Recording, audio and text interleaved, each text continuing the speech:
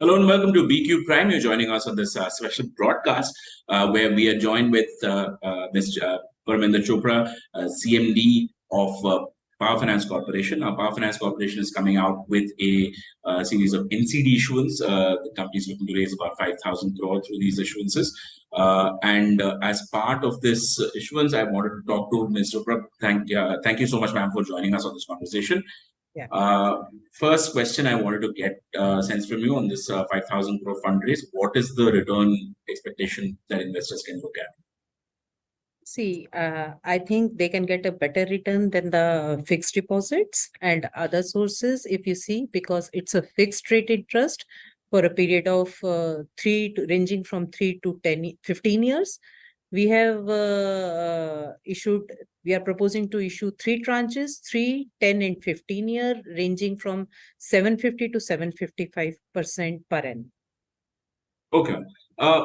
Coming to the issuance itself now, you're coming to the public after a gap. I mean, you've largely been tapping the private market. I just wanted to get a sense as to why you chose to do this in the public NCD issuance at this stage. PFC's maiden public issue has been launched in 2021. So at that point of time also, we want to make public at large to partner the funding requirement and power sector growth story of India. You know, power sector is going through a transition phase. We are talking from switching over from fossil fuel based to non-fossil fuel based. Energy transition is being talked about. We are talking of the new technologies, be it hydrogen, offshore wind, waste to energy, and also looking at the increasing requirement of power. If we see that we are just at 1/3 of the world's consumption, India's population is growing. So we are expecting to add double our installed capacity by 2030, which requires 31 lakh crore of additional investment in the power sector. So there is no dearth of money in the, I think, in the private placement also, but we thought public at large to involve in to partner for the India's growth story. Okay. Ma'am, I wanted to ask you a little bit about the reasons for the utilization of these funds. Obviously, you're going to be on lending.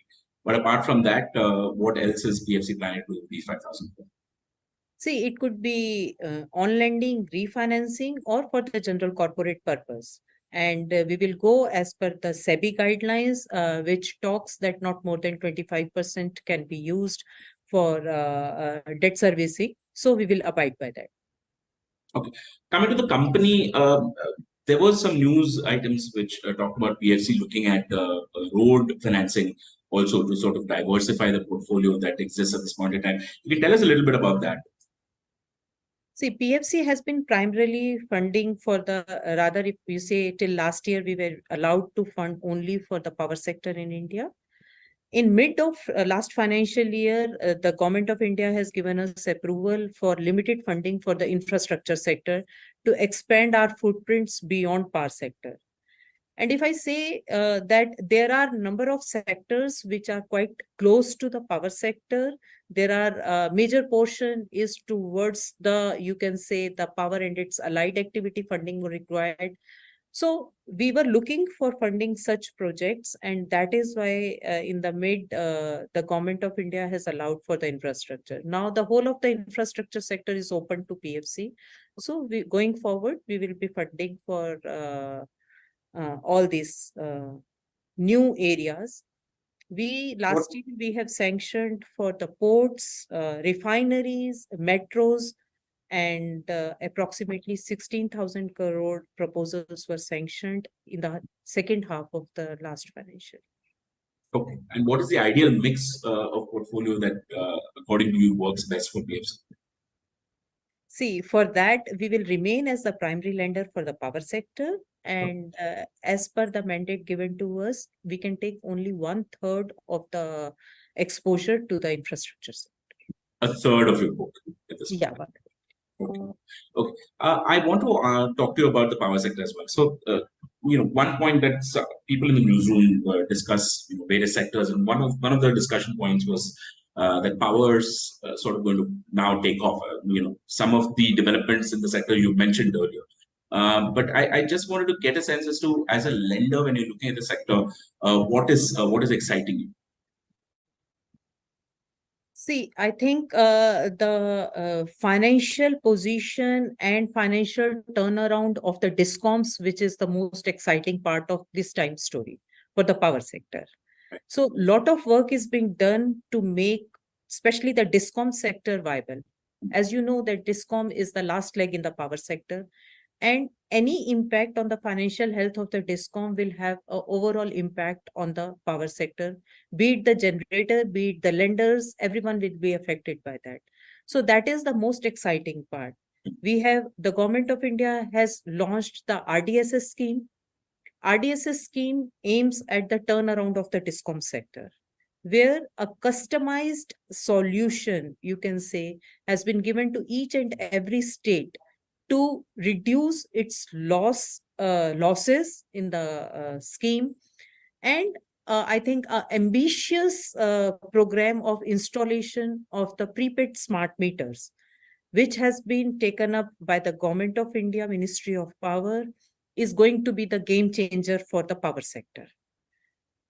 You know, there was another scheme, LPS scheme, where all the legacy dues have been allowed to carry forward without LPS and are allowed to be repaid in equal monthly installments.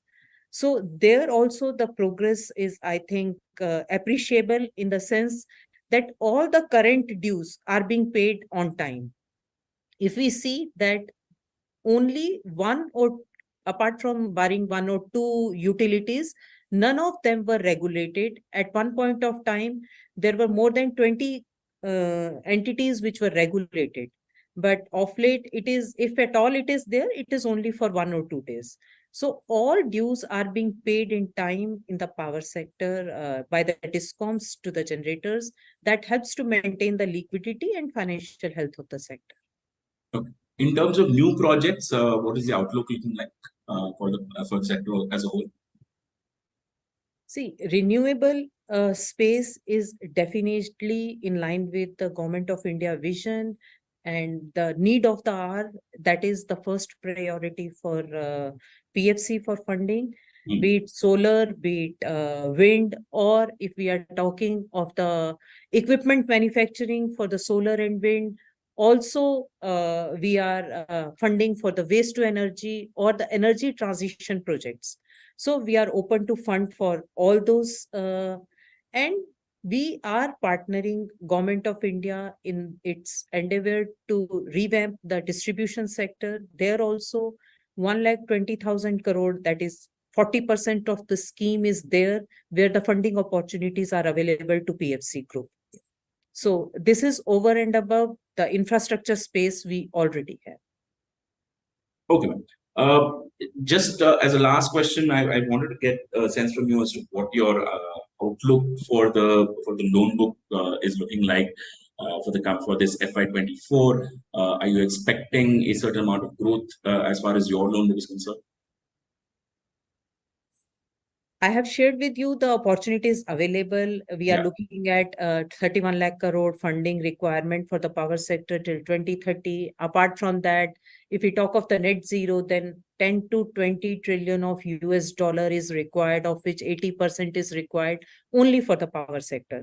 So a lot of funding opportunities are available in the power sector, in the infrastructure sector. And last year, our book has grown by 13%. And we would like to tap wherever possible the opportunities. You'd like to maintain that or maybe outperform? I know I can't ask you a lot of questions about that, but still. A lot of opportunities are available, and Sure. as of now also we have been funding for, we have supported 50% of the installed capacity. This I can share with you. Okay, Mr. Chopra. Thank you so much for joining us on this conversation. Thank you. Thank you very much.